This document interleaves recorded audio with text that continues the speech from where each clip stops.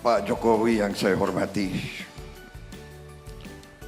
saya kira dalam hal ini kita sebetulnya pada esensinya tidak jauh berbeda. Saya yakin dan percaya Pak Jokowi Pancasilais. Saya yakin dan percaya Pak Jokowi patriot. Saya yakin dan percaya Pak Jokowi nasionalis. Karena itu waktu Pak Jokowi dilantik, saya datang ke Pak Jokowi, saya memberi hormat. Tapi saya juga ingin bertanya, apakah Pak Jokowi faham dan mengerti di antara pendukung Pak Jokowi ada yang melontarkan tuduhan-tuduhan yang tidak tepat kepada saya. Seolah-olah saya membela khilafah.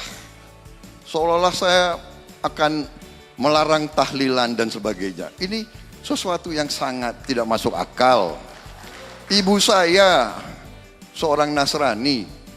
Saya lahir dari rahimnya seorang Nasrani. Lingkungan saya. Jadi saya dari umur 18 tahun pertaruhkan nyawa saya untuk membela Pancasila. Nyawa saya pertaruhkan untuk Republik ini. Bagaimana kok saya dituduh akan merubah Pancasila? Sungguh kejam itu. Tapi saya percaya Pak Jokowi tidak merestui itu. Terima kasih. Prabowo. Saya juga percaya kok Pak Prabowo itu Pancasilais. Saya juga percaya Pak Prabowo itu nasionalis. Saya percaya. Saya juga percaya Pak Prabowo itu patriot. Percaya Pak, percaya. Tapi masalah tuduh-menuduh, saya kan juga banyak dituduh, Pak.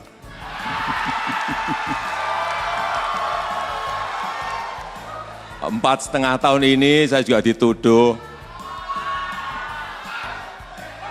Pak Jokowi itu PKI. Ada yang menuduh seperti itu. Saya juga biasa-biasa saja, nggak pernah saya jawab. Yang paling penting, marilah kita bersama-sama membumikan Pancasila, sehingga dalam kehidupan sehari-hari kita ini pemimpin-pemimpin bisa memberikan contoh-contoh yang baik. Tidak saling menghujat, tidak saling menghina, tidak saling meremehkan, tidak saling menjelekkan. Yang itu sekarang ini kita lihat. Saya ngomong apa dengan di politikus-politikus kita. Kenapa tidak memberikan contoh-contoh yang baik? Bagaimana sopan santun, tata krama, saling bertoleransi, saling berkawan, saling bersahabat. Kenapa tidak seperti itu yang kita lakukan? Sehingga contoh kepada anak-anak muda bisa kita Terima kasih berikan Bapak Joko Widodo. Waktunya sudah habis, telah dijawab oleh kedua kandidat.